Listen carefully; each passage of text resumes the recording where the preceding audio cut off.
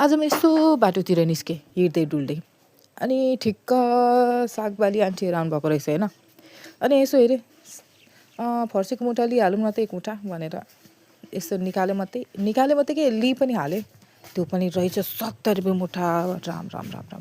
अहिलेको त सिजनै छ हामीहरूको गाउँघरमा जसको पनि घरमा पाउँछु होला देख्छु होला होइन। किन्नको त के जरुरतै छैन।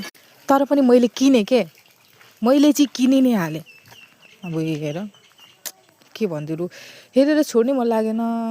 कस्तो मजाको भर्खर टिपेको कलिलो कलिलो साग रहेछ। ल नि त खानु मन लाग्यो भनेर किनिहालेँ। किनेर मात्रै भएन। अनि छिटो खाना पनि बसाइहालेँ।